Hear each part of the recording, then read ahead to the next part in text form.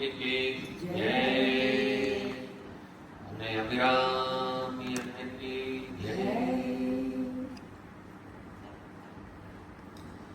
இப்ப நம்ம 37வது பாடலுக்கு பொருள் விளக்கம் பார்க்க போறோம்.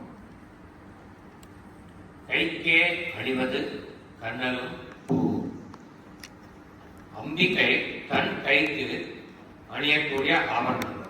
அம்பிகை தன் கைக்கு அணியக்கூடிய ஆபரணங்கள் என்னன்னு சொல்றாரு. நிறைய ஆபரணங்கள் ரெண்டு மாத்திரம் சொல்றாரு. கண்ணல், கண்ணல்னாக்கா கருப்பு. உங்களுக்கு தெரியும், கருப்புக்கு பல வார்த்தைகள் இருக்கு தமிழ்ல.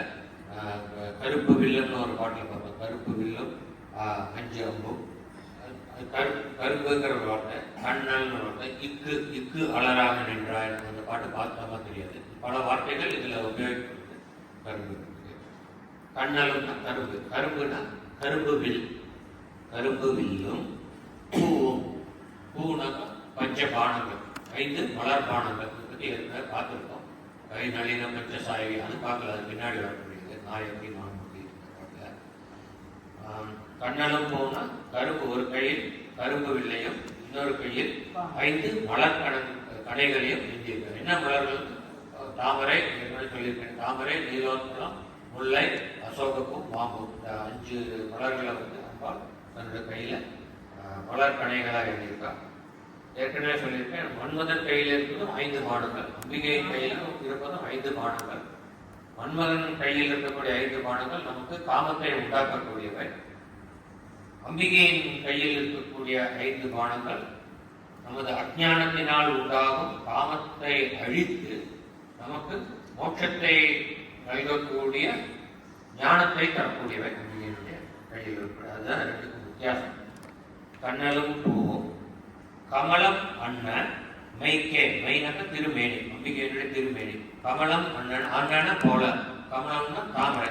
தாமரையை போன்று சிவந்த நிறமுடைய, தாமரை போன்று அழகான, தாமரை போன்று மிருதுவான, தாமரை போன்று வாசம் மிகுந்த அம்பிகையின் திருமேனிக்கு அணிவது வெண் முத்து மாலை. அது அம்பாலோட உடம்பு திருமேனி செம்மையா இருக்குது, தாமரை மாதிரி சிவந்த நிறத்தில் இருக்கு. இப்பெல்லாம் கான்ட்ராஸ்ட் தான் இப்போ ஃபேஷன்லாம் கான்ட்ராஸ்ட் போட்டுக்கிறார். அது மாதிரி இவர் அப்பவே சொல்லியிருக்காரு, கான்ட்ராஸ்ட். இந்த சிவந்த மேனிக்கு கான்ட்ராஸ்டா வெள்ளையான முத்து மாலை அம்பாள் போட்டுருக்கா. விட அரவின் பைக்கே. விடம்னா விஷம், அரவுனா பாம்பு. விஷம் நிறைந்த நாகப்பாம்பு. அந்த நாகப்பாம்பின் பை, பைனா விஷப்பை. இந்த விஷப்பைக்குன்னா என்னன்னா, விஷப்பை அப்படிங்கிறது அந்த பையை பிடிக்காம, அந்த பை எங்க இருக்கு? அதனுடைய தலையில இருக்கு. அவங்களுடைய தலையில விஷப்பை இருக்கு. இது தமிழ்ல ஆகு பெயர், இடா ஆகு பெயர்.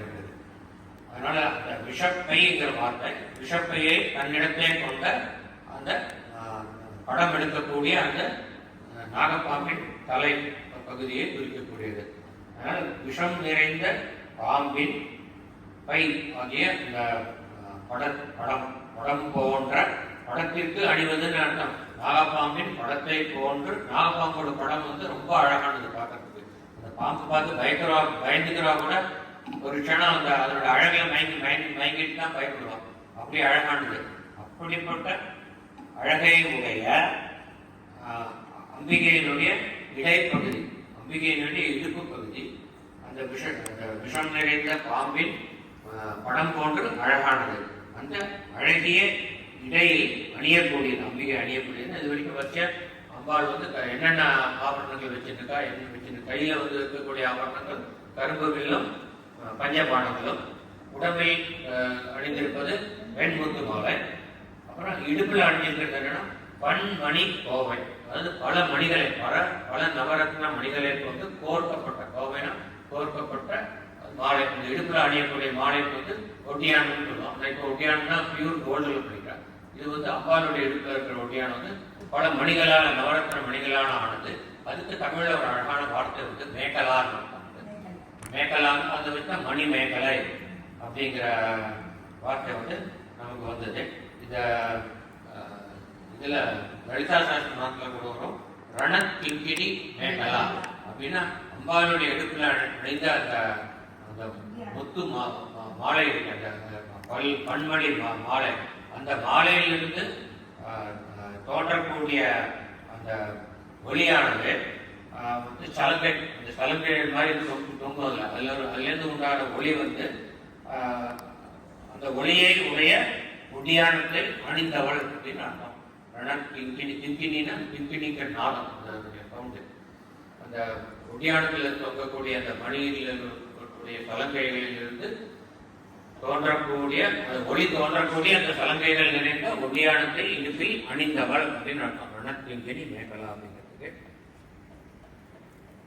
பன்மணி கோவை போட்டு அந்த மணிமேகலை அப்படின்னு சொல்லும்போது ஞாபகம், நம்ம தமிழ்ல வந்து 5 காப்பியங்கள்னு இருக்கு, கேள்விப்பட்டிருப்பேன். இந்த 5 காப்பியங்களுடைய பேருமே வந்து பெண்கள் உடலில் அணியக்கூடிய ஆபரணங்களின் பெயர்கள். இப்போ காலில் அணியக்கூடிய சிலம்பை வச்சு சிலப்பரிகாரம், கையில் அணியக்கூடிய வளையலை வச்சு வளையாமணி, அப்புறம் வந்து இடுப்பில் அணியக்கூடிய இதை வச்சு நம்ம வந்து மணிமேகலை அப்படின்னு வந்தது. அப்புறம் வந்து குண்டலப்பேசி, அப்புறம் வந்து சீரோக சிந்தாமணிக்கு நெட்டி போட்டு நினைக்கிறேன். ஸோ இந்த மாதிரி 5 பெரும் காப்பியங்கள். அதனால் இந்த அணிகலன்களுக்கு தமிழ் இலக்கியத்தில் ரொம்ப ரொம்ப முக்கியத்துவம் கொடுக்கப்பட்டிருக்குன்னு இதில் தெரியுது. பன்மணி கோவையும் பட்டு, அம்பாளுடைய இடுப்புல வந்து இந்த ஒட்டியானமும், இந்த ஒட்டியானத்தை வந்து எதுக்கு அணிஞ்சிருக்காங்க, இந்த பட்டு தாங்கி பிடிக்கிறதுக்காக நம்ம இடுப்புல பெல்ட் போட்டுக்கிற மாதிரி அம்பாளுக்கு ஒட்டியானம்.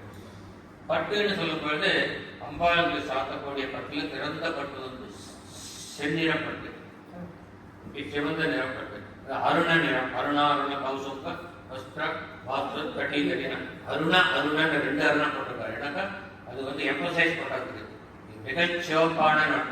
அருணங்கிறது வந்து சிவப்பு நிறம், அதாவது உதிக்கின்ற செங்கதினுடைய நிறம். அது ஒரு விதமான மாதுளம்பூவுடைய நிறம். அது வந்து முதல் பாட்டிலே பார்ப்போம். அந்த அருண நிறத்தில் மிக சிவந்த நிறத்தில் அருணாருண கௌசும்ப வஸ்திரம். கௌசும்ப வஸ்திரம்னா என்ன? கௌசும்பம்னா என்ன தெரியுமா? கௌசும்பம்னாக்கா குசும்பா அப்படின்னு ஒரு தாவரம். அந்த தாவரத்திலிருந்து தயாரிக்கக்கூடிய சாயம். அந்த காலத்துல வந்து இந்தியாவில் வந்து அற்புதமான டெக்னாலஜிஸ்லாம் இருந்திருக்கு பாரத தேசத்துல. அதெல்லாம் வந்து இந்த இஸ்லாமிக் இன்வேஷன், அப்புறம் வந்து கொலோனியல் ரூல் வந்து எல்லாம் அழிஞ்சு போயிட்டு, எல்லாத்தையும் டெலிபரேட்டாக அழிச்சுட்டாங்க. நம்மளுடைய கலாச்சாரம் நம்ம எல்லாம் சொல்றோம், வெள்ளக்காரன் வந்து நம்மளுடைய கோகினூர் டைமண்ட்ல தூக்கிட்டு போயிட்டான், பெரிய இருக்கு. அது ஒண்ணுமே இல்லை. நம்மளுடைய கலாச்சாரத்தை அழிச்சான், நம்மளுடைய கல்வி முறையை அழிச்சான், அற்புதமான கல்வி முறை எடுத்து அதெல்லாம் அழிச்சிட்டு மெக்காலேயோட இங்கிலீஷ் இந்த எஜுகேஷனல் சிஸ்டம் தான் இப்போ இந்தியாவில் இருந்து ஃபாலோ பண்ணிட்டு இருக்கோம். இதெல்லாம் நம்மளுடைய கல்ச்சுரல் லாஸ் வந்து கிரேட்டஸ்ட் லாஸ் இது. அதே மாதிரி நாலந்தா யூனிவர்சிட்டியை வந்து அந்த இஸ்லாமிக் இன்வேஷன் அழிச்சது கிரேட்டஸ்ட் லாஸ். மீதி வந்து இங்கேருந்து கடத்திட்டு போன பொருள்கள்லாம் ஒன்றுமே இல்லை. ஒரு ஈரானில் வந்து இங்கேருந்து நவரத்ன சிம்மாசனம் தூக்கி போயிட்டாங்க விக்ரமாயக்கன், அப்புறம் இந்த விக்ரமாயக்கனுடைய சிம்மாசனம், அப்புறம் இந்த கோகினூர் டைமண்ட், இதை பற்றிலாம் பேசுகிறோமே வழிய நம்முடைய கலாச்சாரங்களை அழிச்சதை பற்றி பேசலாம். அதுதான் ஒரு பெரிய அழிவு. அதனால இது எதுக்காக சொல்ல வந்து என்னக்கா, அதான் பட்டு வந்து அந்த காலத்துல வந்து பழமையான காலத்திலேயே இந்தியாவில் பட்டு நெசவாது. இந்தியாவில் வந்து மெட்டலர்ஜி, டெக்ஸ்டைல் அண்ட் டைஸ், இன்னும் பல இண்டஸ்ட்ரீஸ் வந்து ரொம்ப பல்லாயிரக்கணக்கான வருஷங்களுக்கு முன்னாடியே இருந்திருக்கு. மீதி உலகத்தில் மீதி இடத்துலலாம் வந்து வெறுமே எந்த நாகரிகமும் இல்லாமல் வெறும் கற்கால மனிதர்கள்லாம் சொல்லுவாங்க. அந்த மாதிரி இந்த சிட்டு குத்தி கல்லை வச்சுட்டு ஏதோ நெருப்பு முட்டிட்டு இலையை வந்து உடல்ல ஆடையா பண்ணி அந்த மாதிரி பிரிஞ்சுட்டு இருந்தப்போ இந்தியாவில் ராமாயணமே 15,000 வருஷம் முன்னாடி இருந்தது. 15,000 வருஷம் முன்னாடி வேற கல்ச்சரே கிடையாது. ராமாயணம் வந்து ஆதி கிடையாது. நம்ம சனாதனத்தில் வந்து ராமரே வந்து ரகுவம்சத்துல வந்து 51வது தலைமுறை ராமன், 50வது தலைமுறை தசரதன். அப்படி போயிட்டு முன்னாடி திலீப் பண்றதா, அப்புறம் வந்து ஹரிச்சந்திரன் வந்து இவெல்லாம் இந்த தலைமுறை தான். அப்போ இவருக்கு 51 தலைமுறை எவ்வளவு வருஷங்கள் இருக்கும். அத்தனை வருஷம் முன்னாடியே கல்ச்சர் இருக்கு. ஒரு அரண்மனை இருக்கணும், ஒரு சிஸ்டம் இருக்கணும், கவர்மெண்ட் சிஸ்டம் இருக்கணும்னா எவ்வளோ அற்புதமான ஒரு சிவிலைசேஷன் இருக்கணும். அப்படிப்பட்ட அற்புதமான சிவிலைசேஷன் நம்ம பாரத சிவிலைசேஷன். இப்போ இருக்கிற ஹிஸ்டாரியன் இதெல்லாம் மூடி மறைச்சிட்டாங்க. வந்து இந்தியர்கள்னாக்க வெறும் பாம்பாட்டிகள் இப்படின்னு தான் சொல்லிட்டு இருந்தாங்க. இப்போதான் வந்து கொஞ்சம் மாறிட்டு வருது. எப்படியே இந்தியாவில் ஒரு அற்புத சிவிலைசேஷன் இருக்கிறது மறைச்சிட்டாங்க. இப்போ இதுவே வந்து சொல்றது வந்து ரிக்வேதம் வந்து 7000 வருஷம் முன்னாடி அப்படின்னு சொல்றாங்க. அதுவே ரொம்ப பழமைன்னு சொல்லிட்டு, அது ஒண்ணுமே இல்லை. 7000 வருஷம் தான் ரொம்ப ரீசெண்ட். கிருஷ்ணருக்கு 2000 வருஷம் முன்னாடி தான் 7000 வருஷம் இருக்கு. ஆனா ராமரோட காலத்தில் 15,000. அவருக்கு முன்னாடி எவ்வளோ தலைமுறை முன்னாடி வேதங்கள் இருக்கு. அதனால இவெல்லாம் ரொம்ப ரொம்ப பழமையானது. இப்போ எதுக்காக வந்துன்னா பட்டு பட்டு வந்து கௌசுப்பா வஸ்திரம் சொல்றதுக்கு கௌசுப்பா வஸ்திரம்னா குசுப்பாங்கிற செடியிலிருந்து தயாரிக்கப்பட்ட அந்த டை, அந்த டையினால அந்த டைல எப்பவுமே வந்து ஒரு கலர் ஃபேப்ரிக் பண்ணோம்னாக்கா முதல்ல ஒயிட் ஃபேப்ரிக் பண்ணி அந்த டை போட்டு தான் கலர் பண்ணுவோம். அந்த குசும்பாங்கிற செடியிலிருந்து தயாரித்த அந்த டை அந்த சாயத்தில் அந்த வெண்பட்டையை முக்கி எடுத்து அதனால் தயாரிக்கப்பட்ட சிவந்த பட்டு நடக்கும். கௌசுப்ப வஸ்திர பாஸ்வத் கடிதுன்னா அதை அணிந்த அழகிய இடையே உடையவளேன்னு அர்த்தம்.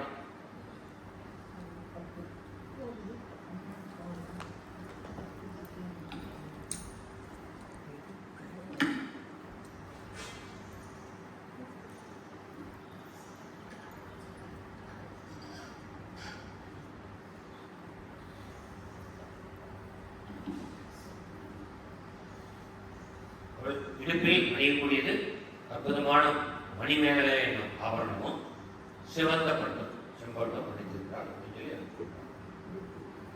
எட்டு திக்கே அணியும் திருவுடையானிடம் திருவுடையானிடம் சிவபெருமானத்தில் ஈஸ்வரன் எட்டு திக்கே அணியும்னாக்கா அவர் சிவன் வந்து அலங்கார பிரியர், மகாவிஷ்ணு அலங்கார பிரியர், சிவன் அபிஷேக பிரியர். அதனால அவர் வந்து ரொம்ப ரொம்ப சிம்பிளான வஸ்திரம் தான் உடுத்திப்பார். ஒரு புலித்தோல் தான் எடுக்கல கண்டிப்பா தேவார பாட்டு புலித்தோலை அரைக்க செய்து அப்படின்னு ஒரு பாட்டு வரும். பொன்னார் மேனியனே புலித்தோலை அரைக்க செய்து. அதனால புலித்தோல் தான் அவருடைய எடுக்கல இருக்கும். அது தவிர வேற வஸ்திரம் மீது உடம்பு முழுக்க மென்மையான சாம்பல் பூசிக்கொண்டிருக்கு, மென்மையான திருநீரை பூசிக்கொண்டிருக்குவார். அவருக்கு அணிகலன்னாக்கா கழுத்துல ஒரு பாம்பு, வாசுகிங்கிற பாம்பு தான் அவருக்கு அணிகலன். அதான் அந்த மாதிரி அப்படியே இருக்கக்கூடியவர். இதை வந்து சில பேர் மிஸ்இன்டர்பிரட் பண்ணுவான். அதாவது எட்டு திக்கே அணியம் அம்பாள் வந்து அவ்வளவு சர்வாலங்கார பூஷிதையா இருக்கா. அவருடைய கணவனான சிவபெருமானுக்கு ஒரு வஸ்திரம் வாங்குறதுக்கு காசு இல்லையா அப்படின்னு கேட்பார். அதனால இவருக்கு தோணிச்சு இந்த மாதிரி எழுதிக்காமே இருக்கு. எட்டு திக்கே அணியன்னா எட்டு திசைகளையே ஆடையா பகவன், வேற ஆடை இல்லையா. அதனால அவருக்கு வந்து செல்வம் இல்லையான்னு யாரோ பேற்ற போறானேங்கிற நினைப்பனால அடுத்த வார்த்தை உடனே போட்டா திருவுடையானிடம் அனைத்து ஐஸ்வர்யங்களையும் தன்னிடத்தே வைத்திருப்பவர். திருவிழா அனைத்து ஐஸ்வர்யங்களுக்கும் காரணமானவர், அனைத்து ஐஸ்வர்யங்களையும் தோற்றுவிப்பவர் அர்த்தம். அப்படிப்பட்ட திருவுடையானிடம். இப்போ வந்து எட்டு திக்கே அணியும் அப்படின்னாக்கா எட்டு திசைகள்ல அணியணும்னா எங்கும் பரவியாருன்னு அர்த்தம். எங்கேயும் நிறைஞ்சிருக்கிறதுனால எட்டு திசைகளுக்கும் அவருக்கு ஆபரணமா இருக்குது. இதை வந்து ஆதிசங்கரர் வந்து ஒரு ரொம்ப அழகா சொல்றார். நிர்குண மானச பூஜா அப்படின்னு அவருடைய ஒரு நூல் கேள்விப்பட்டிருக்கேன். நிர்குண மானச பூஜா அப்படி நிறைய நூல், ரொம்ப ஃபேமஸான நூல். பஜ கோவிந்தா வழிய நிறைய அவருடைய இதெல்லாம் வந்து விவேக சூடாமணி அதெல்லாம் வந்து அவ்வளோ பாப்புலர்லாம் ரொம்ப அற்புதமான தத்துவ நூல். இது நிர்குண மானச பூஜா அப்படிங்கிற ஒரு ஆதிசங்கரர் இயற்றிய அந்த நூல்ல இதுக்கு ரொம்ப அழகா விளக்கம் கொடுக்கிறார். இது எட்டு திக்கே அணியும் சிவபெருமானுக்கு திகம்பரர், திகம்பரர்னு சொல்றது திக் அம்பரர், திசையிலேயே தனது ஆடையாக அணிந்தவர். அவர் என்ன சொல்றாருனாக்கா சிவபெருமான் 1008 பேரண்டங்களிலும் நிறைந்தவர். அதாவது பேரண்டம்னா தெரியும், யூனிவர்ஸ். அதாவது இப்பதான் நான் சொன்னேன், பாரத தேசத்துல அந்த காலத்துல எவ்வளவு டெக்னாலஜி இருக்கு. இது உடனே இன்னொரு எக்ஸாம்பிள் இருக்கு. அதாவது இதுவரைக்கும் ரொம்ப until recent time the whole world, the western world was believing that there is only one universe. அந்த யூனிவர்ஸ் ரொம்ப வாஸ்ட். எவ்வளவு தூரம் நம்ம பெரிய ஒரு ரீசெண்டாக ஒரு டெலஸ்கோப் 5 மீட்டர் டயாமீட்டர் டெலஸ்கோப் இது பண்ணிருக்கா, கமிஷன் பண்ணிருக்கா.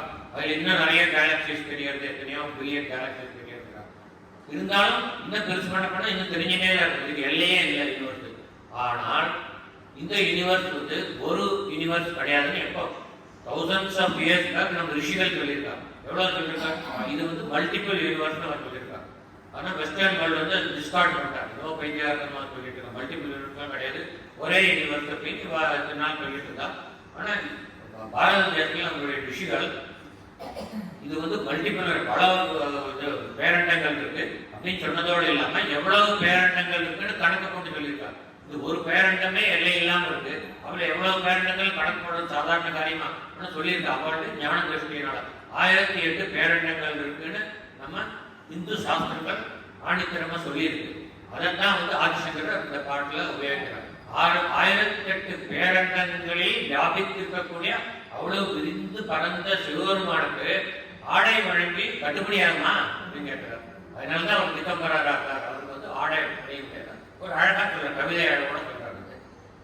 அதனால இதுல என்ன பெயர்னா மல்டிபிள் இருக்கு. இப்போ ரீசெண்டா ஒரு last 2 years western world started accepting that there are multiple universes. எவ்வளவுன்னு தெரியாதுன்னா there is more than one யூனிவர்ஸ்னு கன்க்ளூட் பண்ணியிருக்காங்க. 8 திக்கே அணியும் திருவுடையானிடம் சேர்பவளே, திருவுடையானாக்கி அந்த ஈஸ்வருடன் சேர்ந்து இருப்பவளே, திரும்ப அர்த்த ஈஸ்வர நாரி தத்துவத்தை கொண்டு வந்திருக்காரு. சேர்பவளே, சேர்ந்து இருப்பவளே அப்படின்னு சொல்லிட்டு அடுத்த பாடல் பவளேனுடையதுனால பவள பவள கொடியில் பழுத்த செவ்வாயும். அதாவது போன பாடல அவர் அணிந்த ஆபரணங்களை பற்றி சொல்றார். இதுல அம்பிகையுடைய அங்க லாவண்யங்களை பற்றி ரொம்ப அழகா சொல்றார். பவள கொடியில் பழுத்த செவ்வாயும். இது முதல்ல நான் அர்த்தம் யோசிச்சப்ப எனக்கு அர்த்தம் பவள நிறத்தையுடைய பூக்களை தாங்கிய கொடின்னு அர்த்தம் எடுத்துட்டேன். ஆனா அடுத்தது பழுத்தன்னு வருது. அதனால எனக்கு சரிப்பட்டு வரல. என்னன்னு கொஞ்ச நேரம் யோசிக்க வேண்டியது என்ன அர்த்தம். இப்ப எனக்கு என்ன தெரியறதுன்னு அர்த்தம் பவள கொடியில் பழுத்த செவ்வாயும். அதாவது தெரிஞ்சிருக்கும் கோவக்காய்ன்னு ஒரு காய் இருக்கு. அது கொடியில காய்க்கக்கூடியது, செடியிலே மறுக்கிறது. அந்த கோவக்காயில காய்க்கக்கூடிய அந்த கோவக்காய் செடியில கொடியில காய்க்கக்கூடிய அந்த கோவக்காயை பறிக்காமல் நாம் விட்டால் அது சில நாட்கள் ஆகி பழுத்து விடும். அந்த பழுத்த பழத்தை பார்த்தா அப்படியே அருணாருணம் பார்த்தோம். அந்த அருண நிறத்தோட செம்மையான நிறத்தில் இருக்கக்கூடியது, அதாவது மாதுளம்பூ நிறத்தில் இருக்கக்கூடியது. ஆகவே அந்த பவளக்கொடியில் பழுத்தது, அந்த கொடியில பழுத்தது எதுன்னா கோவப்பழம். அந்த கோவப்பழத்தை போன்ற சிவந்த வாயினாக அதரங்கள், உதடுகள். அந்த உதடுகள் உடைய அம்பிகை. அந்த உதடுகளுடனும் அடுத்து ரொம்ப அழகாக பனி முருகல் தவள திருநகையும். பனி முருகல் அப்படின்னாக்கா முருகல்னாக்கா பொன்முருகல். முருத்தன முரலும் நீயும் அம்மே என் முன் நிற்கவே சொன்னாங்க அந்த பாட்டு பண்ணல. முருத்தன முரல்னா மிக மென்மையான பொன்முருகல். அது இங்கே என்ன பனி முருகல்னா இன்னொரு பனினா 2 அர்த்தம். முதல் அர்த்தத்தை பார்க்கலாம். ஒண்ணு பனினா குளிர்ச்சி, குளிர்ச்சியான முருகல். ஏன் குளிர்ச்சியான முருகல்னு சொல்றோம்னா அம்பாள் தன்னுடைய பக்தனை, தன்னுடைய அடியவனை நாடி செல்லும் பொழுது புன்முறுவலோடு செல்கிறார். அவள் அசுரர்களை சம்ஹாரம் செய்வதற்காக செல்லும் பொழுது மிக உக்கிரமான காளியின் தோற்றத்தை கொண்டு செல்கிறார். ஆனா அடியவன்கிட்ட வரும்பொழுது அப்பா நான் இருக்கேன், நீ கவலைப்படாத, அவனை பாதுகாக்க சொல்றான். அஞ்சேரி அப்படின்னு வரான். அப்ப வரும்பொழுது அவன் புன்முறுவலோட அவள் எந்த வார்த்தை சொல்றதுக்கு முன்னாடி இவனுக்கு தெரிஞ்சிடும் ரொம்ப சந்தோஷமா வரான், நமக்கு அனுகிரகம் வரான். அதனால அடியவனை நாடி வரும் பொழுது அவள் பூக்கக்கூடிய புன்னகை அடியவன் மனதில் ஒரு சந்தோஷத்தை ஏற்படுத்தி, ஒரு நம்பிக்கையை ஏற்படுத்தி, அதன் மூலமாக அந்த அடியவனின் மனதில் குளிர்ச்சி உண்டாகிறது. அது அடியவனின் மனதில் குளிர்ச்சியை தோற்றுவிக்கும்படியான புன்முறுவல். அதுதான் பனிமுறுவல். இன்னொரு அர்த்தம் பனிமுறுவல். பனி அப்படின்னா இமயமலை, பனி படர்ந்த மலை. பனினா ஸ்னோ. ஸ்னோவுடைய நிறம் என்ன? வெள்ளை. இப்போ அம்பாள் புன்முறுவல் பண்ணும் பொழுது டைட்டில் கூட யாராலையும் கொண்டாட பண்ண முடியாது. மோனாலிசா மேபி நட்சத்திரம் அது விட்டுறலாம். இப்போ புன்னகை பண்ணோம்னா உதட கொஞ்சமாவது விரிச்சா புன்முறுவல் வரும். அப்போ உதட விரிக்கும் பொழுது உள்ள இருக்கிற பல் வரிசை வெள்ளை விளையர் என்று மின்னல் அடிக்கும் வெள்ளை விளையர்னு அந்த காலத்துல ரின் அட்வைஸ் வரும். அந்த மாதிரி அந்த வெள்ளை விளையர் நம்மளுடைய பல் வரிசை, முத்து கோர்த்த பல் வரிசை, முத்து கோர்த்தால் போல் இருக்கும் பல் வரிசை, அந்த பல் வரிசை தெரியல. அதனால பனி முருவாள்னா பனி போன்ற வெண்மை நிறத்தை தரக்கூடிய புன்முறுவல். வாய் மூடின்றப்போ அது செவ்வாயா இருக்கிறது, சிவந்த வாய். லேசா அதரங்கள் திறந்த பொழுது அந்த செந்நிற பார்டரோட உள்ள வெள்ளை கலர்ல ஒரு கோடு தெரியுது. அதுதான் பனி முருவல். அதை ரீஎம்பசைஸ் பண்றதுக்காக பவள திருநகை. பவளம்னாக்கா நமக்கு தெரியும், ஏற்கனவே பாடலும் பாட்டுல பார்த்துருக்கோம். கவள நிற காணும் தம் ஆடரங்கா எம்பிரான் குடி கண்ணியதே. கவள நிற வெண்மை நிறமான சாம்பலை உடைய அந்த சுடுகாடை தன்னுடைய ஆடல் அரங்காக கொண்ட எம்பெருமானே சிவபெருமான் அப்படின்னு அதுக்கு அர்த்தம் பார்த்தோம். தவளம்னாக்கா வெண்மை நிறம். அது மாதிரி தவளகிரின்னு இந்த பனி போர்த்த மலை இமயமலையில் தவளகிரின்னு ஒரு மலை இருக்கு. அதனால பனி முருகல்னா வெண்மையான முருகல்னு ஆல்ரெடி பார்த்தோம். அதை திரும்ப ரீஎம்பிசைஸ் பண்ணுறதுக்காக தவள திருநகையம் அப்படின்னு சொல்றாங்க. வெண்மையான திருநகையம். இவற்றை துணையாய் கொண்டு அப்படின்னா இந்த 2 அஸ்திரங்களை அம்பாள் வந்து 2 அஸ்திரங்களை வச்சு கொண்டு சிவபெருமானோட போர் பண்றாங்க. எங்கள் சங்கரனைங்கிறார். எங்கள்னு ஒரு உரிமை கொண்டாடுறார். அது இவர் வந்து ரொம்ப அதாவது சக்தி உபாசகர் சாக்தர். அப்படி இருந்தாலும் இவருக்கு எம்மதமும் சம்மதம்ங்கிறது இந்த பாடல்களுக்கு தெரியுது. அதாவது அவருக்கு வந்து சக்தி மட்டுமில்லை, சிவனும் தெய்வம் தான். அதனால்தான் வந்து அவர் வந்து சக்தியை வந்து அர்த்த ஈஸ்வர நாரியா பார்க்கறதே சிவனை வந்து அவர் அக்செப்ட் பண்ணாங்க. சில பேரெல்லாம் வந்து சைவர்கள் விஷ்ணு வேண்டாம்பா, விஷ்ணு சிவன் வேண்டாம், அந்த மாதிரிலாம் இருக்கும். அது மாதிரி இல்லாமல் இவருக்கு எல்லாருமே சன்மதமும் சம்மதம்ங்கிற மாதிரி 6 சமயம்னு ஒரு இடத்துல இன்னொரு இடத்துல எழுதுவார். அதனால வந்து எங்கள் சங்கரனா எங்கள்னு சொல்லும்போது உரிமை கொண்டாடுறார். தனக்கும் தன்னை சேர்ந்த மற்ற சத்சங்கத்தில் உள்ள அடியவர்களுக்கும் உரியவரான தலைவரான அந்த சங்கரன், அந்த சங்கரனை துவள பொருதுனா போரிட்டு அம்பாள் வந்து சிவபெருமானோட போரிடுறான். இப்போ அசுரர்களோட போரிடும் போது வாழ் சூலாயுதம் பல ஆயுதங்களை எடுத்துட்டு போகலாம். ஆனா சிவபெருமானோட சண்டை போடும்போது அந்த ஆயுதங்களுக்கு என்ன வேலை? அவள் வந்து புன்னகையோட வர சிவபெருமானோட சண்டை போடுறது.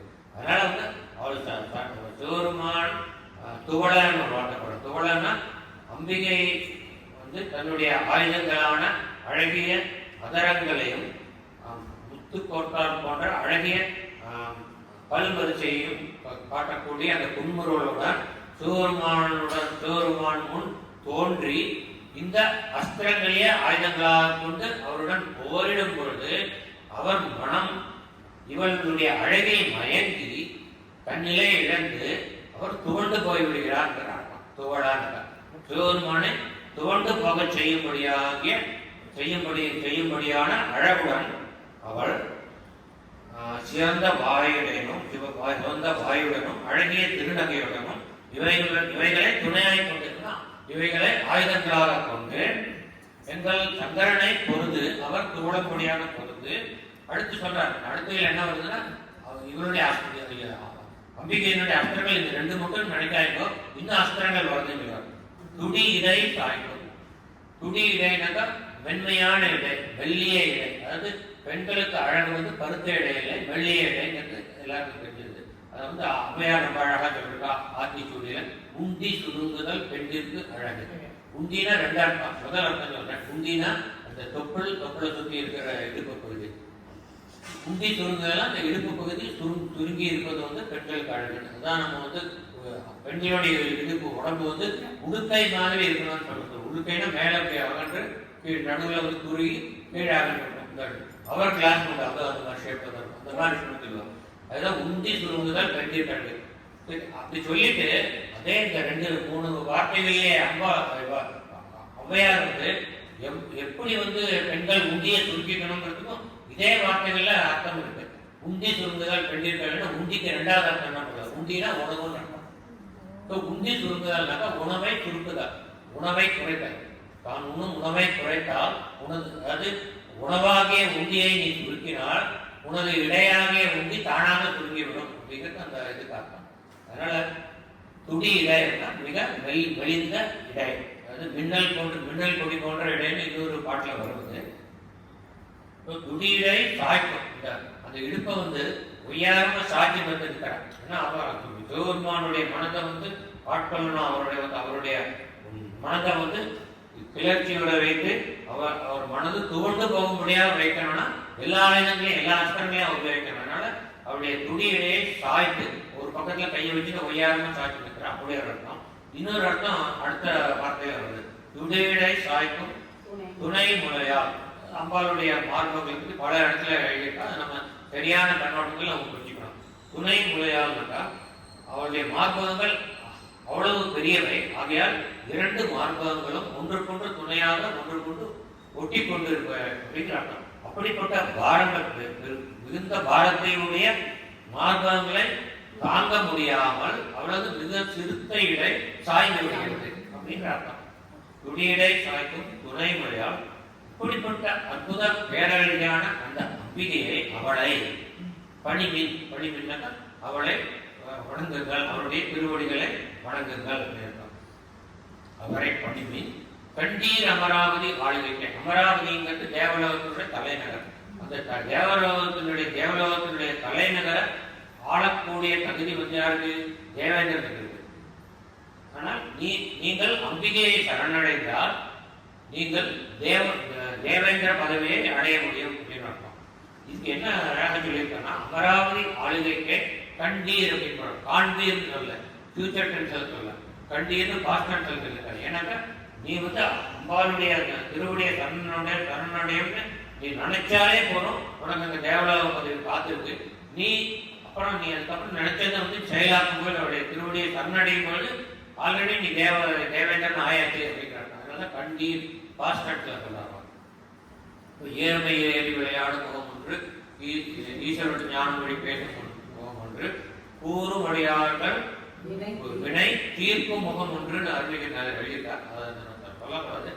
ஆனா என்னுடைய மனோ தர்மப்படி நான் அதை பாடும்போது மனசுக்குள்ள பாடிப்பேன். கூறும் அடியார்கள் வினை தீர்த்த முகம் ஒன்றேன்னு பாடிப்பேன். ஏன்னா வந்து தீர்க்கும்னா ஒரு டவுட் வந்துடும், தீர்ப்பாரா தீர்க்க மாட்டாரான்னு. தீர்த்தமோனா ஆல்ரெடி நீ கேள்வி அவருடைய புகழ் நீ கூறறியா, திருப்பூர பாடறியா, நீ உன்னுடைய வினை ஆல்ரெடி தீர்ந்து போயாச்சு. குரு பெருமான் அவ்வளவு கருணை உன்னுடைய வினையை தீர்த்து விட்டார் அப்படின்னு. அந்த மாதிரி இது கண்டீர்னு ரொம்ப அழகாக வச்சுட்டார். பாஸ்டன்ஸ்ல நீ தேவேந்திர பதவியை அடைந்து விட்டாய் அப்படின்னு.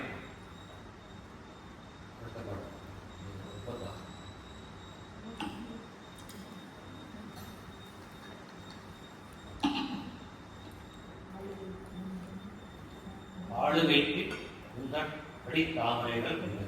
ஆளுகைக்குனா என்னை ஆட்கொள்வதற்கு, என்னை அடியவனாக்குவதற்கு உன்னுடைய தாமரை மலர் போன்ற அழகிய திருவடிகள் உள்ளன. ஏன் திருவடிகள் என்னை ஆட்கொள்வதுனாக்கா, அந்த திருவடிகள் மீது நான் ஈடுபாடு கொண்டு பக்தி செய்து அதை சரணடைந்தால் நீ என்னை ஆட்கொள்வாய், எனது வினைகளை தீர்த்து வைப்பாய், எனக்கு பிறப்பு இறப்பு என்னும் சங்கிலியிலிருந்து விடுதலை தருவார் என்று நம்பர். என்னை ஆட்கொள்வதற்கு உனது திருவடி தாமரைகள் உண்டு. அந்தகன் பால் வீடுகைக்கு உந்தன் விழியின் கடை உண்டு. அந்தகன்னாக்கா யமன் காலன்.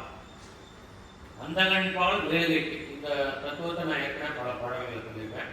அதாவது ஒரு யம தூதர்களோ அல்லது யமனோ வந்து நம்மளுடைய ஆவியை பறிச்சுட்டு போனாக்கா நமக்கு மறுபிறவி இருக்குது. அதனால நாம வந்து பிறவி வேண்டாம்னு நினைச்சா நம்ம யமன் மூலமாக நம்மளுடைய எண்டு இருக்கக்கூடாது, நம்ம தூதர்கள் மூலம் இருக்கக்கூடாது. நம்ம எந்த தெய்வத்தை நம்ம வழிபடுறோமோ அந்த தெய்வமே வந்து நம்மளை ஆட்கொள்ளணும். இதுதான் எல்லா பெரியவர்களும் ஆன்மீக ஞானிகளும் சொல்லியிருக்கிற தத்துவம். அதனால அந்தகன் பால் வீடு கேட்கணும். அந்த யமன் வந்து எனது ஆவியை பறித்து கொண்டு செல்லும்படியான நிலை வராமல் என்னை காப்பதற்கு என்ன வேணா உந்தன் விழியின் கடை உண்டு. இப்போ வந்து இவர் வந்து அரிதண்டத்தில் வச்சிருக்காங்க. இப்போ அந்த அரிதண்டத்தில் வந்து ஒவ்வொரு இதாக கயிறா வெட்டிட்டு வராங்க. கடைசியில் வந்து அரிதண்டத்திலேருந்து கீழே எரிஞ்சிட்டு அந்த நெருப்பில் விழுந்தாச்சுன்னா அவருடைய உடம்பு கருகிப்ப அவருடைய உயிர் பிரிந்து விடும். அப்படி உயிர் பிரித்தாக்கால் அது வந்து துர்மரணம். அப்படி துர்மரணத்தில் தான் யமன் தான் கூட்டிட்டு போவான். அதனால அந்த மாதிரி மரணம் வராமல் இருக்குன்னா இந்த அரிதண்டத்தில் நான் இருக்கும்போது நீ இந்த மாதிரியான சாவு இருந்து என்ன நீ காப்பாற்றணும் அப்படின்னு சொல்றாரு. அதுக்கு என்ன சொல்றாருன்னா, அந்தகன் பால் மேலுகைக்கு, அதாவது காலனுடைய கைப்பட்டு நான் சாகக்கூடாது அப்படின்னா, காலன் கைப்பட்டு மடியாதேன்னு ஒரு திருப்புகழ் பாட்டு, காமியன் எழுதி கிடையாது, காலன் கைப்பட்டு மடியாதே அப்படின்னு அந்த அர்த்தத்தில் சொல்றான். அந்தகன் பால் மேலுகை, அவனிடம் அவனுடைய பாசத்திலிருந்து நான் மீளுவதற்கு நீ வந்து ரொம்ப ஒன்றும் செய்ய வேண்டாம். உன்னோட கடைக்கண் பார்வை போதும். கடைக்கண் பார்வை எம்எல்ஏ நீ பார்க்க வேண்டாம். இது என்ன சொல்றாங்கன்னாக்கா, இதுல ரொம்ப அழகாக 39வது பாட்டிலேயே அது 79வது பாட்டுக்கு முன்னாடி தான் இந்த போர் நெல்லில் ஒர்க் பண்ணுது. அமாவாசை அன்னைக்கு போர் நெல்லில் ஒர்க் பண்ணுது. அதுக்கு வந்து இவர் அம்பாளுக்கு உபாயம் சொல்லி கொடுக்குறாரு. நீ எப்படி நீ பூர்ண நிலவை வந்து ஆகாசத்துல வர வைக்கணும் அப்படிங்கிறது.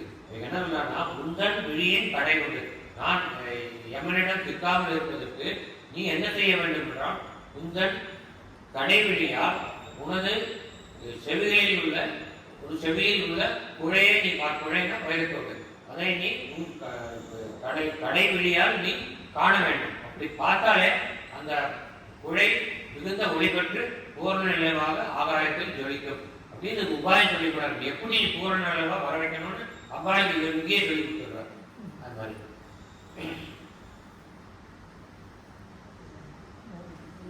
அதனாலதான் வந்து அந்த அந்த பாட்டு 79வது பாட்டு பூர்ண நிலை வந்தோடனே இவருக்கு நினைப்பார், நம்ம சொல்லி கொடுத்த மாதிரியே அம்பாள் வந்து விழியினால தன்னுடைய குழையை பார்த்து பூர்ண நிலை வர வச்சுட்டாலேன்னு சொல்லி தெரிஞ்சுட்டு அதனால விழிக்கே அருந்து அபிராம வள்ளிக்கு ரொம்ப அற்புதமா அந்த பாட்டு. அது உன்னுடைய கடைவிழினால நீ பார்த்து திரும்ப வந்து நீ பூர்ண நிலை உண்டாக்கிட்டே அப்படின்னு சொல்லிட்டு. அது மாதிரி இந்த அபிராமி அந்தாதிக்கு பலஸ்ருதி, ஆக்சுவல் பலஸ்ருதி 101வது பாட்டு வரும். மாத்தாலை அபிராம வள்ளி எல்லாம் சொல்லி கடைசியில் ஆங்கிலம் போட்டாலே போயிட்டு முக்கண்ணியை தொழுவார்க்கு ஒரு தீங்கில்லையன்னு சொல்லிப்பார். ஒரு தீங்கில்லையே எந்த தீமையும் வராது. ஒரு தீமையும் வராதுன்னு அர்த்தம் எல்லா நன்மையும் வரணும் அர்த்தம் இல்லையா? அதை வந்து 69வது ஸ்லோகத்தில் இன்னொரு படத்துக்கே கொடுக்குறாரு. தனம் தரும் கல்வி தரும் ஒரு நாளும் பலர் வழியா மனம் தரும்லாம் சொல்லிட்டு கடைசியில வந்து அபிராமி கடைக்கண்களே அப்படின்னு சொல்லிப்பார். ஸோ அபிராமியுடைய கடைக்கண்களை பற்றி பல பாடல்களை சொல்லியிருக்கார். இதுல வந்து முதல்ல தூசகமா சொல்றாரு, நீ எப்படி எனக்கு பூர்ண நிலை வரவழைக்கணும். ஏன்னா அந்த கண் பேச எனக்கு கேட்காமனாக்கா உன்னுடைய கடைவழியால் நீ காலின் குழைகளை நோக்கினால் போதும் சொல்லிட்டு அப்புறம் அதுக்கப்புறம் வந்து 69வது பாட்டிலையும் அவன் கடைக்கண்ணை பத்தி ஞாபகம் கொடுக்குறாரு. நீ பூர்ண நிலை வேணா வரவழைக்கல 69 பாட்டா எடுத்துங்க. அதனால 79வது பாட்டுக்கு முன்னாடி அம்பாள் கடைக்கண்ணால அந்த பூர்ண நிலை வரவழைக்கிறார். ஏன்னா நிறைய பேர் இந்த வியாக்கியானம் சொல்லும் பொழுது அம்பாள் நம்மளுடைய காது தோட்ட கழனி போட்டா அது வந்து பூர்ண அது சுத்தமா எனக்கு உடன்பாடு கிடையாது அந்த வியாக்கியானத்துல. ஏன்னா வந்து அம்பாளை வந்து ஒரு தோடு வராம பற்றி இன்னொரு தோடு ஒத்த தோடோடு பார்க்கறதுல எனக்கு விருப்பமே கிடையாது. அம்பாளை அப்படி பார்க்க முடியுமா? ஒரு காது மூடியோட 2 காதையும் அழகா தோடோட தான் எப்பவுமே இருக்காங்க. தோட கழட்டவும் இல்லை, அது கழட்ட வேண்டிய நிர்பந்தம் கிடையாது. அப்படி கழட்டுறதுக்கு நேரம் அவ்வளவு நேரம் இவருக்கு பார்க்க முடியாது வந்தானம். அதனால வந்து அப்படி கண்ணால் அப்படி பார்த்தாலே அந்த பூர்ண நிலை வந்துருக்கு. அதனாலதான் அந்த கடைக்கண்ணுக்கு வந்து அவ்வளவு இம்பார்ட்டன்ஸ் கொடுக்கறதுலேருந்து நமக்கு தெரியாது. அது மாதிரி 79வது பாட்டில் அழகா சொல்றாரு, விழிக்கே அருள்ன்னு சொன்னதுனால அந்த விழியினாலும் பார்த்துட்டான்னு தெரியாது இல்லையா? இதெல்லாம் வந்து என்னுடைய சித்தாந்தத்துக்கு நாம் கொடுக்கக்கூடிய சப்போர்ட். இதுதான் நடந்தது, அவங்க வந்து தோட கழட்டி போடலங்கிறதுக்கு நான் கொடுக்கக்கூடிய எவிடன்ஸ் இதெல்லாம். விழியின் கடை ஒன்று மேல் இவற்றின் மூலிகைக்கு என் குறை நின் குறையே அன்று அப்படிங்கிறார். மேல் இப்படியெல்லாம் இருந்து, அதாவது உங்களுடைய அடித்தாமரைகளுக்கு விழியின் கடை உண்டு இதெல்லாம் இருக்கும் பொழுது அப்படி இருந்தும் இவற்றினா இந்த இரண்டையும் மூலிகைக்கிற இரண்டையும் உபயோகிக்காமல், அதாவது உன்னுடைய நீ வந்து என்னை ஆட்கொள்வதற்காக உனது திருவடிகளை தருகிறாய், உன் கடை கண்களை தருகிறாய். அதை நான் உபயோகிக்கணுமா வேண்டாமா? உபயோகிக்காம நான் வேற விதமா போயிட்டு இருக்கேன்னாக்கா நீ என்னை ஆட்கொள்ள மாட்டாய். அப்படி இருக்கும்போது யாருடைய தப்பது? என்னுடைய தப்பு தான் இது இருக்கும் பொழுது. அதனால சொல்றார், மேல் இப்படியெல்லாம் இருந்தும் நீ உனது அடித்தாமரைகளையும் விழியின் கடையையும் கொடுத்தும் அதை நான் அந்த இரண்டையும் நான் உபயோகிக்காமல் நான் வீண் போனால் அது எனது குறையே, உனது குறையல்ல. ஏன்னா நீ ரெடியா இருக்க எனக்கு அனுகிரகம். இது வந்து நமக்கெல்லாம் சொல்றது, அம்பாள் வந்து நமக்கு ரெடியா இருக்கா அனுகிரகம் பண்றதுக்கு. ஆனா நம்ம அந்த அனுகிரகத்தை வந்து நம்ம ஏற்றுக்கலைன்னாக்கா நம்மளுடைய தப்பு தான், அது அவளுடைய தப்பு இல்லை. அதுக்காக தான் சொல்றாரு. ஏன் நம்ம எடுத்துக்கலன்னா நம்மளுடைய முன் வினையினால பல ஜென்மங்கள் செஞ்ச வினை காரணமாக நமக்கு அறியாமை இருக்கு. அந்த வினை பயன்லாம் போனா நமக்கு ஞானம் வரும். அந்த அறியாமையினால நம்ம வந்து அம்பிகையினுடைய பெருமையை தெரிஞ்சுக்காம நம்ம வந்து ஏதோ காரியங்களில் ஈடுபட்டு இருக்கோம். அதனால நமக்கு அம்பிகையின் பூரண அருள் கிடைக்கவில்லை. அதனால அந்த அர்த்தத்தில் சொல்றாங்க. அதனால நீ புரிஞ்சுக்கோ, அவள் வந்து எப்பவுமே உனக்கு அருள் புரிவதற்கு காத்து கொண்டிருக்கிறார். நீ சொன்னா போற உடனே ஓடி வந்துருவா. அப்படி நீ வந்து வீண் பண்றிய உங்களுக்கு நாட்களை அப்படின்னு சொல்லி சொல்றாங்க. நமக்காக சொல்றாங்க. மேல் இவற்றின் மூலருக்கு என் குறைன்னு தன்னை சொல்லிக்கிறான். நமக்கு எல்லாருக்கும் சொல்றதுதான் என் குறை நின் குறையே அப்படிங்கிறது.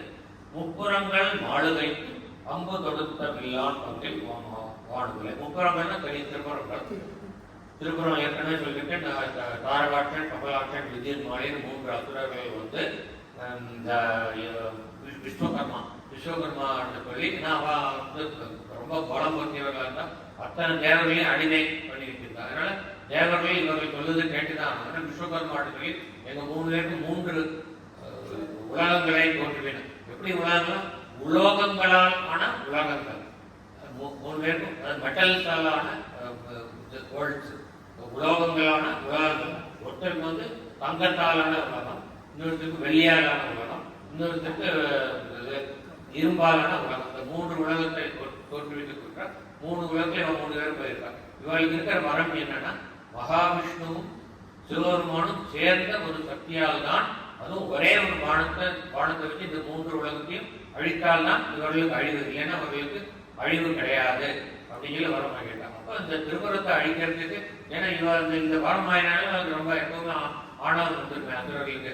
தேவர்களையும் மனிதர்களையும் ரிஷிகளையும் போட்டு இம்சம் பண்ணிட்டு இருப்பாங்க. அப்போ இவெல்லாம் முறையிட்டான சிவபெருமானுக்கு திருப்புர சம்ஹாரம் பண்ணுறதுக்காக அவர் தேரில் ஏறி போறார். அப்பதான் தெரியும் உங்களுக்கு இந்த அச்சு புரிஞ்சு பல தடவை அச்சு புரிஞ்சோன்னா யோசிச்சோன்னா நம்ம விநாயகர் பெருமான வழிபடாமல் கிளம்பிட்டோம்.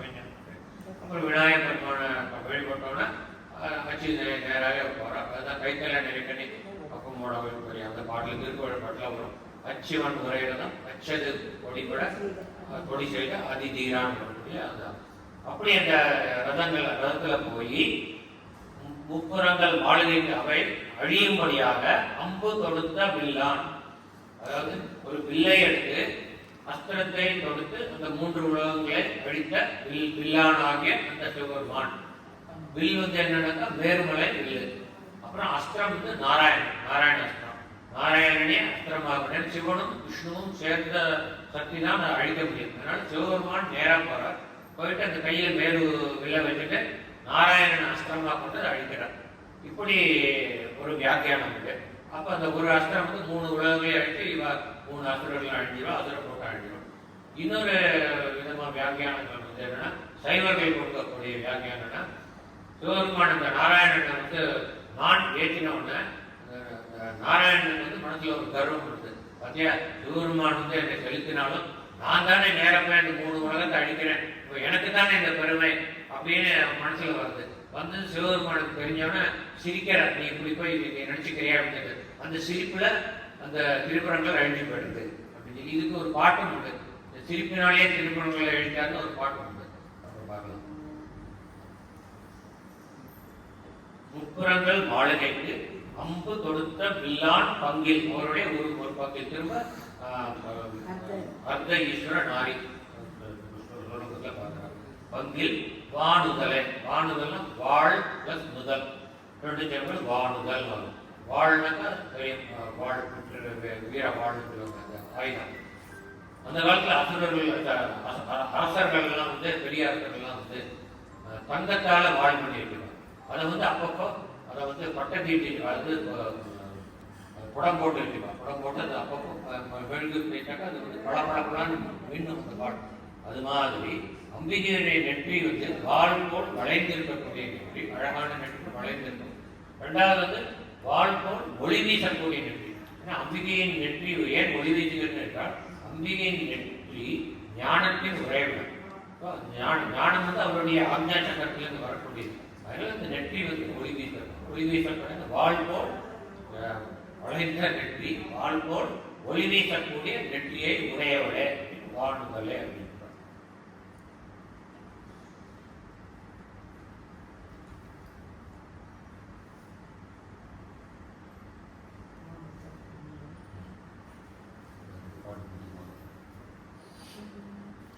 வாழ் கண்ணியை, அதாவது ஏற்கனவே பார்த்த வாழ் போன்ற நெற்றி, முதல்னாக்கா நெற்றி வாழ்வுகள் கண்ணியை, அதாவது தன்னுடைய வாழ் போன்ற நெற்றியில் கண்ணை உடையவர். அதுதான் சிவபெருமான் மட்டும் முக்கண்ணன் இல்லை, அம்பிகையும் முக்கண்ணை உடையவள்.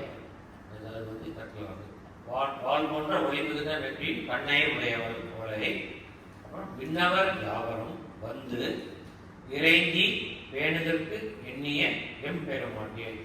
விண்ணவர்னு தேவலோகத்தில் வசிக்கக்கூடிய தேவர்கள், அவர்கள் அனைவரும் உன்னை தேடி வந்து இறைஞ்சின உன்னை பணிந்து, உன்னை விரும்பி பணிந்து, வேணுதற்கு விரும்பி வழிபடுவதற்கு எண்ணிய எண்ணம் கொண்ட எங்கள் இதில் முக்கியமாக குடிக்கணும். தேவர்கள் வந்து மனத்தில் எண்ணம் தான் கொள்றாங்க, ஆனால் மனிதர்கள் வழிபடுகிறார்கள். இங்கே அவர்கள் வழிபடணுங்கிற எண்ணம் தான் கொண்டிருக்காரு, வழிபட்டான்னு சொல்லலை. ஏன்னா தேவர்களுக்கு தேவலோக சுகபோகங்கள்ல கிடைக்கிறதுக்கே அவளுக்கு நேரம் இல்லை. அப்புறம் எங்கே வழிபடுறதுக்குலாம் அவளுக்கு எங்கே நேரம்? அவளுக்கு தான் தொந்தரவு வந்து தான் போய் வழிபடுவா. நீ தான் காப்பாற்றணும், இந்த அசுரன் காப்பாற்றணும்னு போய் சரணடை வழிய வந்து பக்தியினால் அவள் வழிபட மாட்டாள். இது வந்து உண்மையான ஒரு கருத்து தான். இது மனிதர்கள் தான் வந்து பாக்கியசாலிகள் தேவர்களோட. ஏன்னா நமக்கு வந்து பக்திங்கிற அந்த உணர்வு இருக்கு. ஏன்னா நமக்கு வந்து ஏன் பக்தினாக்கா நமக்கு துன்பத்தை கொடுக்குறோம். துன்பம் குடத்திலிருந்து தூயவன் ஆக்கி விட்டாங்க. அதனால் துன்பத்தை கொடுத்ததுனால நமக்கு வந்து நம்ம குடம் போட்டு நம்ம மனசை வந்து தூய்மையாக்கலாம். அதனால மனிதர்களுக்குள்ள பக்தி தேவர்களுக்கு இல்லை. அதுதான் இதை சொல்றார். விண்ணவர் யாவரும் வந்து இறைஞ்சி பேணுதற்கு எண்ணிய அவர் எண்ணம் தான் கொண்டா. ஆனால் நான் உன்னை வழிபடுகிறேன், உன்னையே தன்னடைத்திருக்கிறேன் எண்ணிய எம் பெருமாட்டி, எங்கள் தலைவி, நீ எங்களுக்கு தலைவியா இருக்கு. அவ வந்து உன் வழிபடணும்னு நினைக்கிறேன் அவன் அப்படின்னு ஒரு அர்த்தம் நான் எடுத்துக்கிறேன். எந்த அர்த்தத்தில் எழுதாது எண்ணிய எம்பெருமாட்டியை பேதை நெஞ்சில் காணுதற்கு அந்நியர். 3 சுழினா 2 சுழினா அந்நியர்னு ஒரு வார்த்தை இருக்கு. இது ரெண்டுக்கும் ரொம்ப ரொம்ப வித்தியாசமான அர்த்தம். ஒண்ணுக்கு ஒண்ணு எதிர்ப்பதம், அர்த்தம் அனர்த்தமாகும் பல மாதிரி. பேதை நெஞ்சில்னா ஞானம் இல்லாதவர்கள் நெஞ்சில். அவர்கள் நெஞ்சில் என்னதுன்னா ஞானம் இல்லாதவர்கள் தன் மனக்கண்ணில் அம்பிகை காண வேண்டும் என்று நினைத்தால் அது அவர்களுக்கு சாத்தியம் இல்லைங்கிறார். பேதை நெஞ்சில் ஞானமற்றவர் அஞ்ஞானிகளின் நெஞ்சில் காணுதற்கு, அவளை மனக்கண்ணால் காண்பதற்கு அந்நியர். இதை பற்றி உங்களுக்கு எக்ஸ்பிளைன். அதாவது 2 தமிழில் 2 அந்நியர் இருக்கு. அந்நியர் அரண்யர். இதில் யூஸ் பண்ணிடுறது அந்நியர் 3 சுழி. நான் வந்து இது அந்நியர் கீழே வரும். அந்நியவள் இது வந்து அந்நியல் அந்நியர்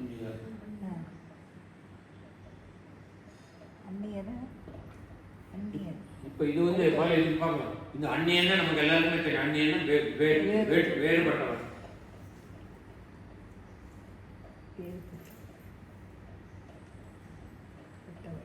அதாவது வேற்று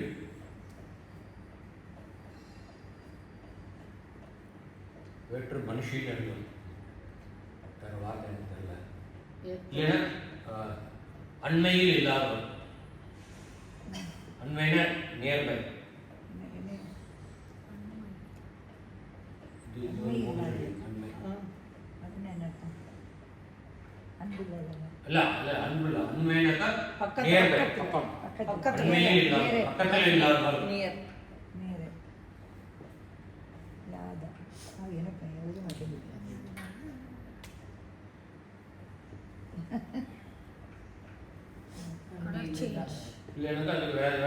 தூரத்தில் இருக்கும்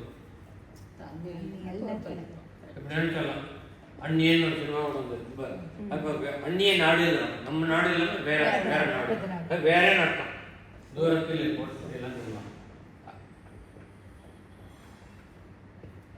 யார்கிட்ட அந்நியலா இருக்காங்கன்னாக்கா அவளை சரணம் புகாதவர்கள், அவளை தூஷிப்பவர்கள், அவர்களிடம் வந்து தூரத்தில் இருப்பார்கள், அவர்களுக்கு அருள் புரியாதவர்கள். அதுதான் வந்து நம்ம லலிதா சாஸ்திரநாமத்தில் ஒரு நாமம் வந்து துஷ்ட தூரா அப்படின்னு.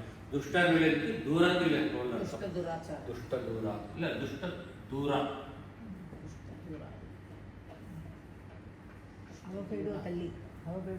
தூரத்தில் இருப்போம் துஷ்டத்தில். இப்போ இந்த அந்நியல் என்ன பண்ணலாம்? அந்நியல்ங்கிற வார்த்தை வந்து இது வந்து டிரைவ்ட் ஃப்ரம் இதாக இல்லையா? எல்லாமே தெரிஞ்சு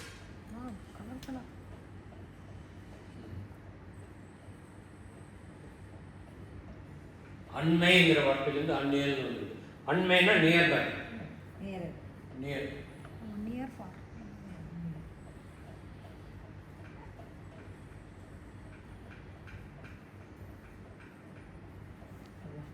அப்போ அந்நியல் அப்படின்னா கிட்ட எது ஜஸ்ட் ஆப்போசிட் அருகில் இருப்பவர். அருகில் இருப்பவர்.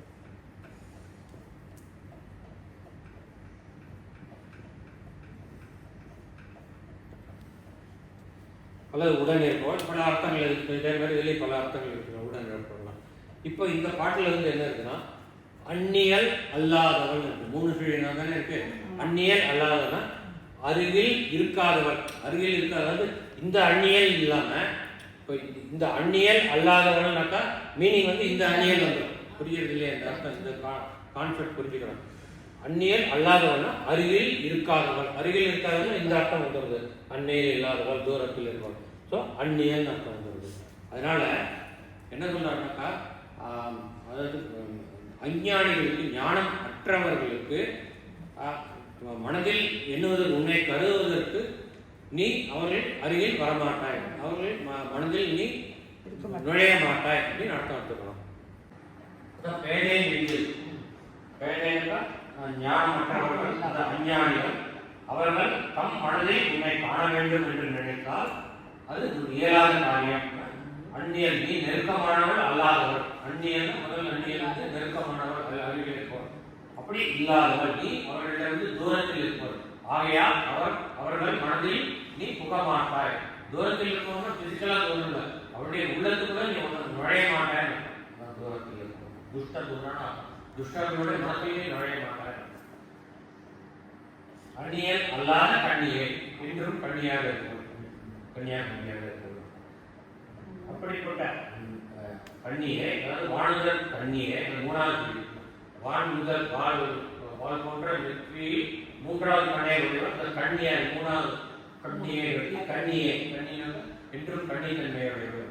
விண்ணவர் யாவும் வந்து இறங்கி வேதலுக்கு எண்ணிய எம்பெருமாட்டியை நாம் அம்மாவுக்கு வருஷத்தில் வேலை நெஞ்சில் காணுதற்கு அந்நியல் அல்லாத கண்ணியை, அப்படிப்பட்ட அம்பிகையை காணும் அன்பு ஊடுதற்கு எண்ணிய எண்ணம் அன்றோ அப்படிங்கிறார். அவளை என் மனதில் காணும், கண்ணு மூடி நீ உன்னுடைய முழுவதும் என் மனதில் வர வேண்டும் அப்படின்னு அந்த உன்னை நான் என் மனதில் என்றும் இருத்தி உன்னை கண்டு கொண்டு இருக்க வேண்டும் அப்படிங்கிற நினைவு வந்து எதனானது?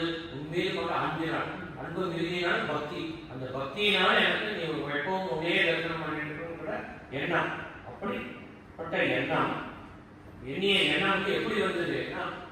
அவன் மனதிலின்றி அவனால் அவன்பால் வழங்கியிருக்கிறான். அதனால அம்பியே உன்னுடைய அருளினால் தான் எனக்கு அந்த எண்ணம் வந்தது. அந்த அருள் எனக்கு எப்படி வந்தது? உன்னுடைய அருள் ஏன் எனக்கு மாத்திரம் வந்ததுன்னா நான் முன் செய்த புண்ணியம். பல ஜென்மங்களை நான் வந்து புண்ணியம் பண்ணதுனால நீ என் மீது கருணை கொண்டாய். உன் கருணையினால் நீ உன் மீது என்ன அன்பு செய்ய வைத்தாய், பக்தி செய்ய வைத்தாய். அதனால எனக்கு வந்து மனசில் எண்ணம் வந்தது, உன் மீது பக்தி செய்ய வேண்டும், உன்னை எப்பொழுதும் என் அகக்கண்ணில் காண வேண்டும் என்ற எண்ணம் என் மனத்தில் உண்டானது. உண்டாக்கியவன் நீயே அப்படிங்கிறார். முன் செய் புண்ணியம். புது பூங்குவளை, பூங்குவளை குவளை பூ. ஓகே, புது பூங்குவளை ஏற்கனவே சொல்லியிருக்கேன். புது பூவுடைய மகிமை புது பூ தான் இறைவனுக்கு வருது. அதை பற்றி நாம் போராட்டம்.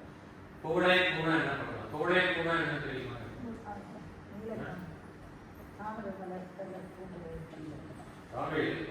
குவளை பூ வந்து நீரால் பழம் இன்னொரு பேர் உண்டு. இது பார்த்துக்க. அதாவது இப்போ நமக்கு வந்து என்னன்னா நம்மளுடைய நிலைமை, தமிழ் வார்த்தை வந்து நமக்கு புரியலைன்னா அதுக்கு வந்து இங்கிலீஷில் மீனிங் என்ன நல்லா புரியும். அந்த மாதிரி இந்த மாதிரி வெள்ளக்காரனோட ஆட்சினா அந்த மாதிரி ஆயிடுச்சு. வாட்டர் லிலி அதுதான் குவளைப்பூ.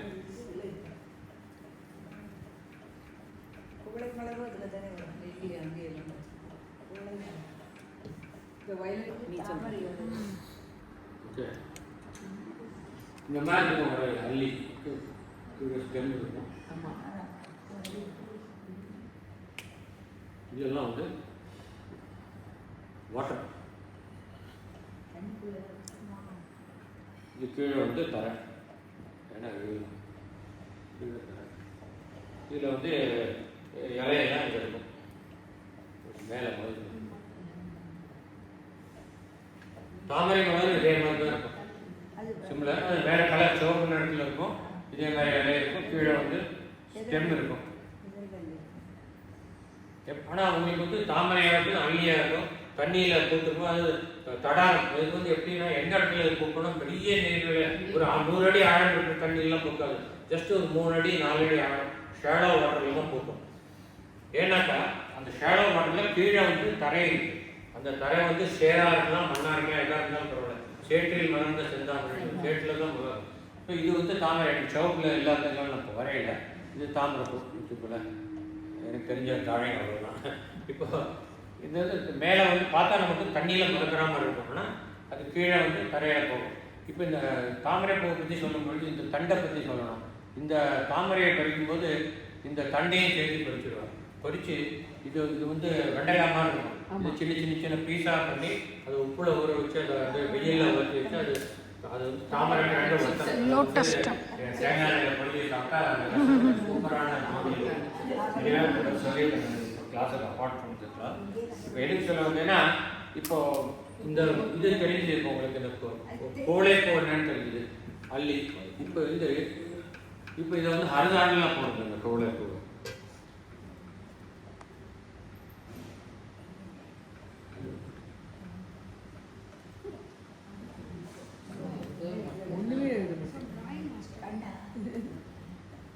ஆமாம், அப்படி போட்டுட்டு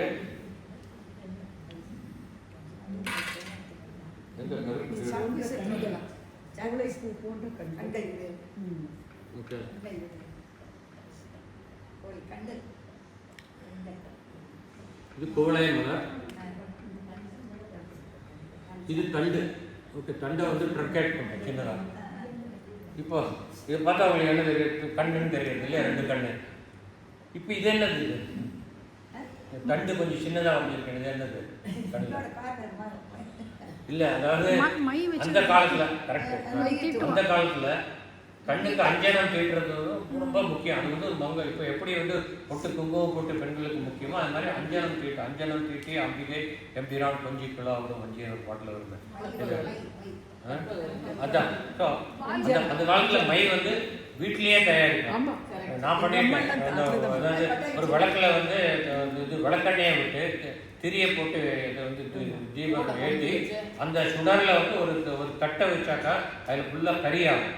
அது வந்து என்ன மெட்டல் வேணால் இருக்கலாம், ஃபுல்லாக இருக்கலாம், வெள்ளியாக இருக்கலாம், தங்கமாக இருக்கலாம், வசதிக்கு தகுந்த மாதிரி அதை வச்சுட்டு அதை சுரண்டி எடுத்து அதை ஒரு சின்ன கிண்ணத்தில் போட்டு அந்த கருப்பு பொடி வரும் போட்டு அதில் விளக்கெண்ணை சொட்டு விட்டு அதை குழைச்சி அதை வந்து இப்படி இட்டுட்டு என்ன பண்ணால் கடைசியில் இங்கே சின்னதாக ஒரு கீட்டிப்பாங்க.